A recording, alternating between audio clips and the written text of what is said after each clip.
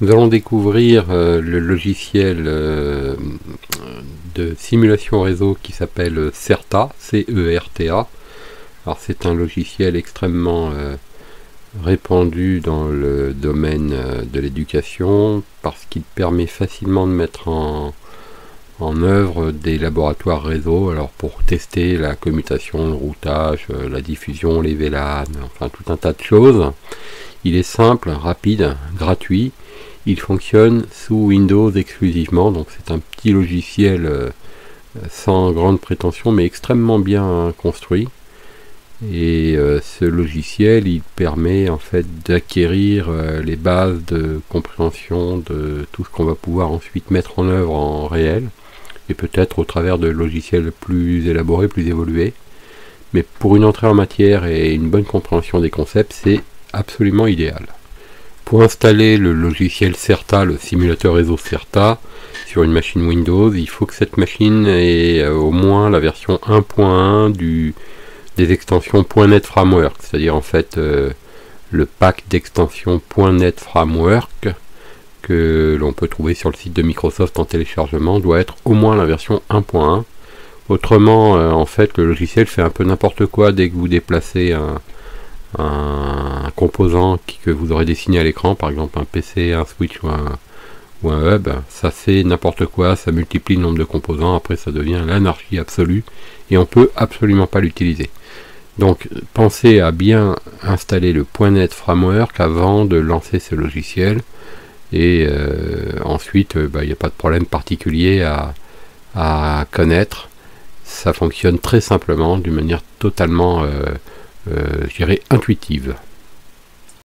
Le logiciel simulateur réseau CERTA est un logiciel très simple d'utilisation et de prise en main qui va vous permettre de découvrir, de comprendre les principales technologies que nous rencontrons sur un réseau, notamment la commutation et le routage, mais également les domaines de collision, les domaines de diffusion. Donc toutes ces notions qui sont indispensables à connaître et à maîtriser et à comprendre pour un technicien qui soit impliqué dans le développement système, dans le développement d'applications ou dans la technique réseau pure, ça peut être de la voix sur IP, ça peut être du service, et bien toutes ces notions, vous pourrez les découvrir facilement par l'utilisation de ce simple logiciel. Ce logiciel s'installe sous Windows, il est gratuit, il existe une version commerciale un petit peu plus élaborée, mais on n'a pas forcément besoin de posséder cette version pour bien comprendre les concepts fondamentaux.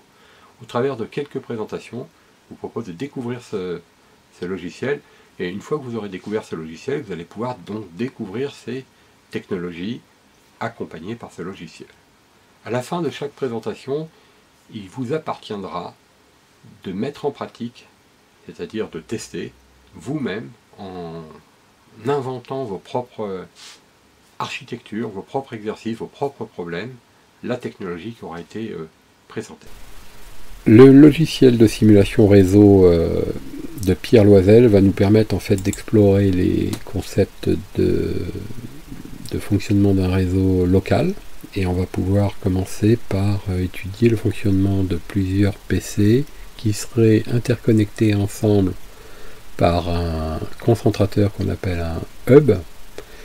Et ce concentrateur permet de créer ce qu'on appelle une topologie, c'est-à-dire en fait une situation de fonctionnement en étoile. Pourquoi une topologie étoile? Ça a déjà été expliqué dans la présentation du logiciel, mais parce que ça permet de dessiner l'équivalent d'une étoile. Mais ce qu'il faut voir et comprendre, c'est qu'en fait tous les échanges vont circuler au travers de ce boîtier-là. Donc ce qui partirait de cet ordinateur doit forcément transiter par ce câble avant d'atteindre par exemple une destination qui pourrait être cette machine-là. Il n'est pas possible de passer directement ici dans ce type de topologie. Donc la première opération ici qu'on va réaliser, c'est de voir comment on envoie une trame réseau d'un ordinateur vers un autre. Alors je me mets pour ça en mode Ethernet, et dans ce mode-là, je n'ai pas à me préoccuper d'éventuelles adresses IP ou noms d'ordinateur, mais je dois me contenter de connaître les noms des machines, en fait les noms qui sont en réalité les adresses MAC des cartes réseau, comme ici on voit Mac 04, ici on voit Mac 05, ici Mac 02, etc. Alors, pour envoyer une trame, il suffit de placer sa souris sur la carte et avec le bouton droit de la souris, on clique, on peut émettre une trame.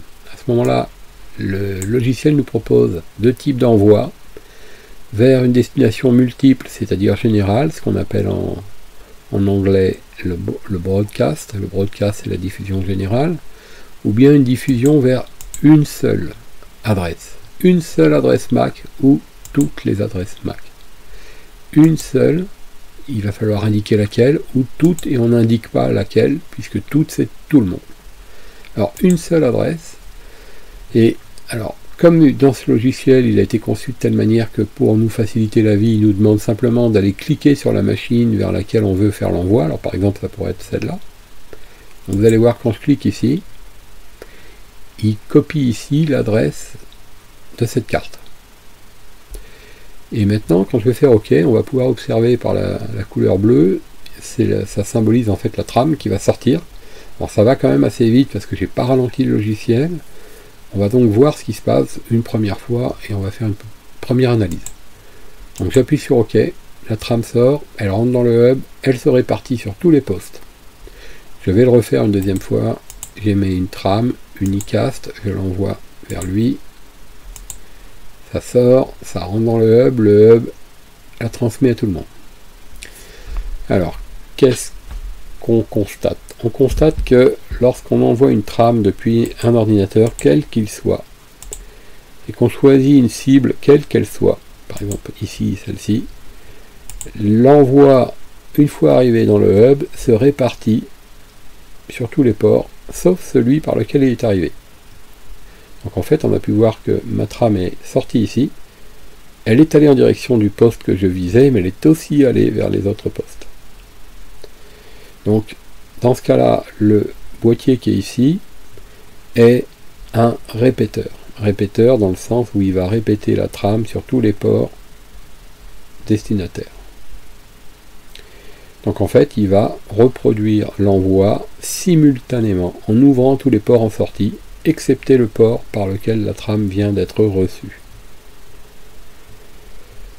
Alors, l'intérêt de ce mécanisme, et ces mécanismes qu'on trouve dans les années 80 jusqu'en milieu des années 90, c'est que ce boîtier, ce répéteur, ce hub c'est sa caractéristique, mais sa fonction c'est de répéter, il est très simple, il n'embarque pas de logique de traitement de données, donc il n'est pas cher.